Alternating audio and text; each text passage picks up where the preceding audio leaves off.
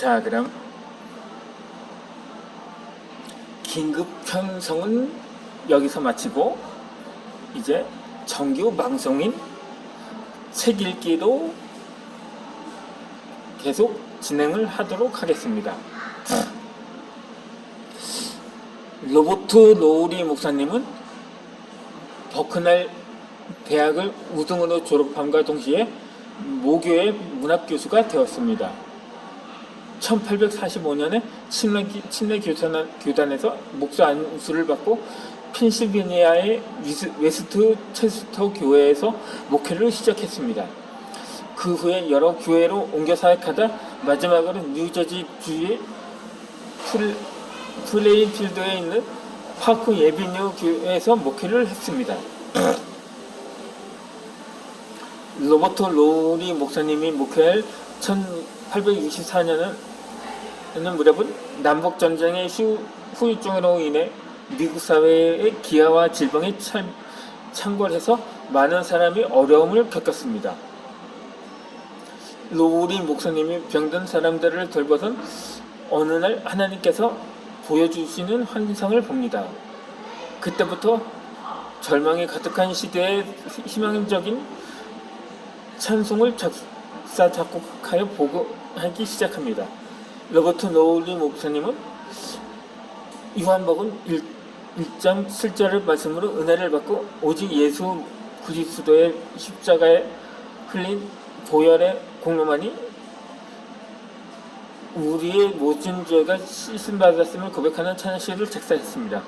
그 찬송이 우리가 사용하는 찬송가에도 실려 있습니다. 예수님의 이 피에 얼마나 큰 능력이 있는지를 잘 드러내는 이야기가 하나가 더 있습니다. 영국의 젊은 나이에 벌써 성공의 길에 들어선 한 변호사가 있었습니다. 어느 날 그는 영국 의사당 앞에서 비중 높은 변호를 하기로 되어 있었습니다. 그러나 그는 그 일에 대해 많은 긴장과 부담감을 가진 나머지 지나친 스트레스로 인하여 그만 쓰러지고 말았습니다. 그 이후 수술 가도를 달리던 그의 인생은 점차 망가지기 시작했습니다. 정신착란 증세로 정상적인 생활을 유지할 수 없었습니다. 급기야 자신이 더럽고 추한 무가치한 존재라고 자학하던 중에 자살을 시도했습니다.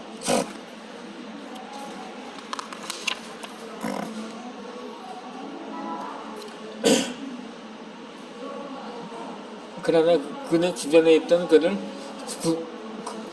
불쌍히 여기며 관심을 가진 그리스도인들을 통해 복음을 알게 되었고 하나님의 사랑을 깨닫게 됩니다. 자신의 존재를 쓸모없다고 여기며 자살해야 했던 그가 죽음의 쇠사슬로부터 풀려나오는데 10년이라는 긴 시간이 필요했지만 그래도 결국 온전히 벗어날 수 있었습니다. 그의 인생은 이제 완전히 달라졌습니다. 그는 주님께서 자신의 자리를 담당하여 십자가에 달려 돌아가심으로써 저렇고 추한 자신의 삶이 새로운 삶으로 변했다는 확신 속에 살게 되었습니다. 그리고 그러한 삶을 살게 하신 하나님께 시르스며 영광을 돌리는 인생을 살아가게 되었습니다. 이 사람은 영국 문학사에서 고전 문학가로 손꼽히는 윌리엄 카우퍼입니다. 윌리엄 카우퍼가 스가랴서 13장 1절에서 그날의 죄에서 더러움을 씻는 셈이라는 구절을 읽다가 더러움을 씻는 셈이 바로 예수 그리스도께서 십자가에서 흘리신 피라는 사실을 깨달았습니다. 그래서 쓰게 된 찬송시가 우리가 부르는 찬송가에 실려 있습니다.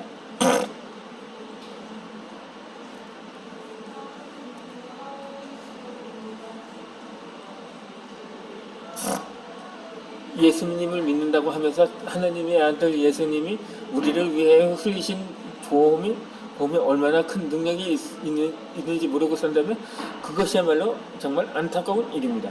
예수님의 보혈의 능력을 모르니 당연히 그 능력을 누리며 살지도 못할 것이니 그것이야말로 정말 큰 손실입니다. 엄청난 애수가 적힌 수표를 가지고도 돈이 없다고 여겨 굶고 있는 사람을 본다면 얼마나 어리석다고 하겠습니까? 예수님을 믿는다면서 보혈의 능력을 경험하지 못하고 사는 것은 그 이상으로 어리석인 일입니다. 이 성경은 하나님이 예수님의 피로 화평을 이루사 만물 곧 땅에 있는 것들이나 하늘에 있는 것들이 그로 말미암아 자기와 화목하게 되기를 기뻐하셨다라고 말씀하십니다. 땅에 있는 것이든 하늘에 있는 것이든 모든 만물을 하나님과 화목하게 만드는 능력이라니 얼마나 대단한 능력입니까? 그런 능력은 유엔도 세상의 어떤 권세도 가지지 못한 능력입니다.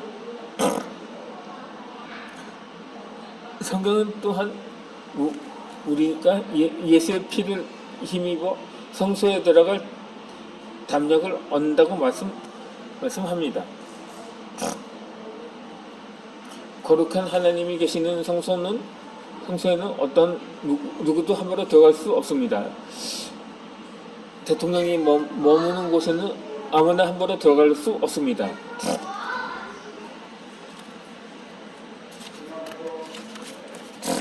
왕이 있는 곳에도 아무나 함부로 들어갈 수 없습니다. 하물며 만왕의 왕이요 만주의 주이신 하나님이 계신 성소에 누가 감히 함부로 들어갈 수 있겠습니까? 그런데 예수님의 피로 위지하는 순간 그 하나님이 계시는 성소에 들어갈 자격을 얻게 되니 예수님의 피가 얼마나 놀라운 능력입니까? 비슷하지만 예수님의 피로 말미암아 전에는 하나님과 멀리 있던 사람들이 이제는 하나님과 가까워지게 된다는 성경 말씀도 있습니다. 사도 바울이 에베소 교회 성도들에게 쓴 내용입니다. 본래 에베소 고인들은 육체로는 이방인이고 손으로 육체의 행은 할례를 받은 무리라 자처하는 이들로부터 할례를 받지 않은 무리라고 불렀고 그리스도 밖에 있었고 이스라엘 나라 밖의 사람이고 약속과 언약들에 대해 외인이고 세상에 소망이 없고 하나님도 없는 자들이었다. 하지만 예수님의 피 덕분에 완전히 새로운 존재가 되었습니다. 여기서 생각해 볼 것이 있습니다.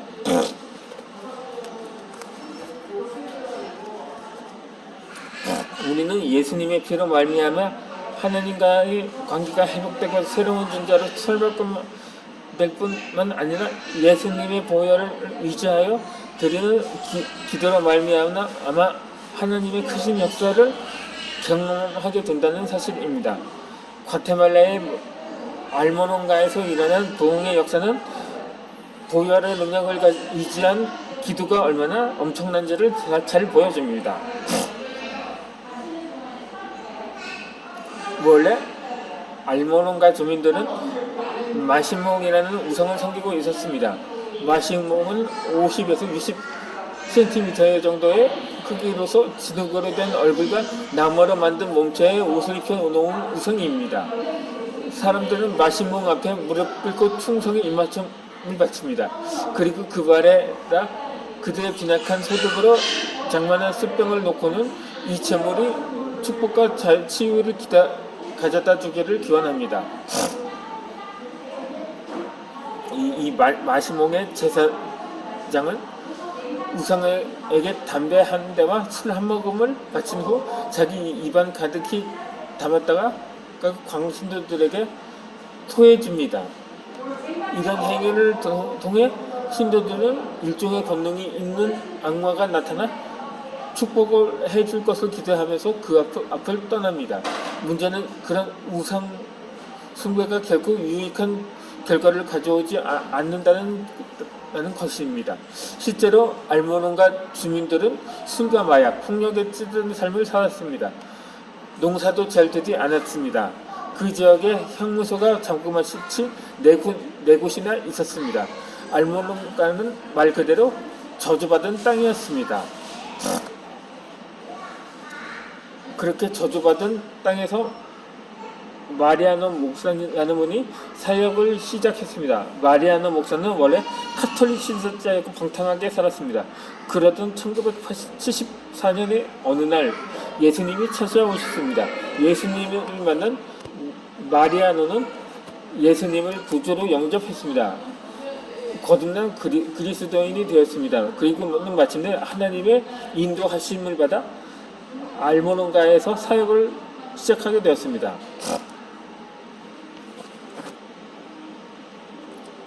마리아노 목사는 알모론가 지역을 위해 기도했습니다. 마리아노 목사가 기도할 때 끝없이 의지하고 강조했던 것은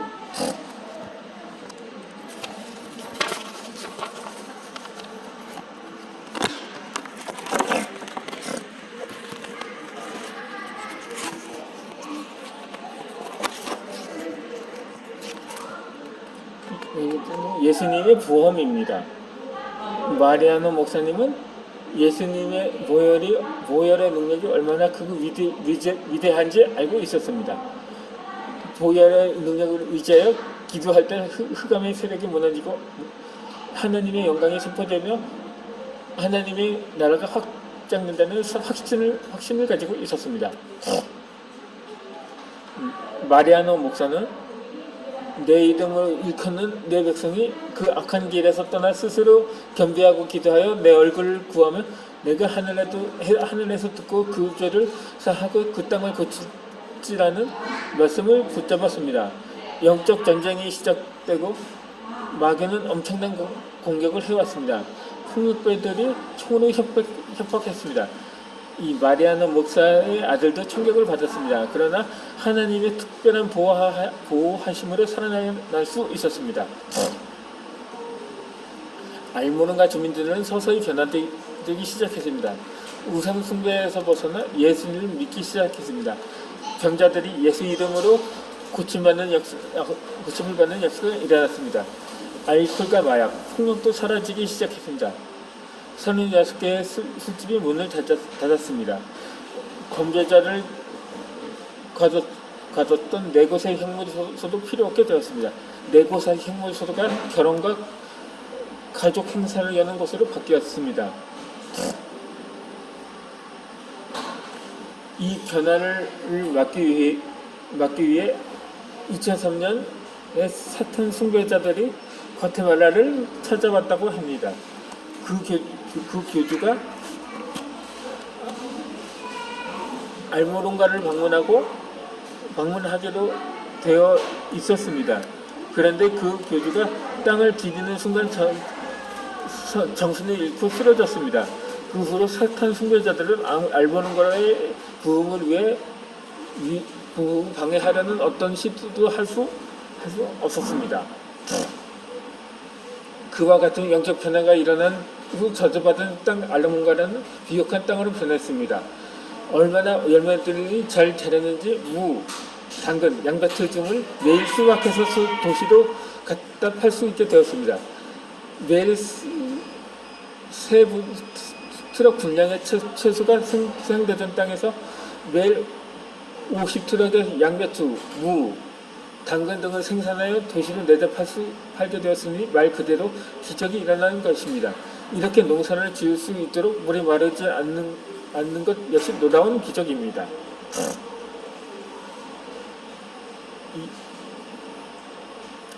이 엄청난 변화를 일으킨 것은 다름 아닌 보혈을 의지한 기도입니다. 무엇보다도 기억해야 할 사실은 우리 역시 예수님의 피를 의지하여 기도할 수 있다는 사실입니다. 실제로 많은 기도자들이 기도할 때 예수님의 보혈을 돕는 기도를 합니다.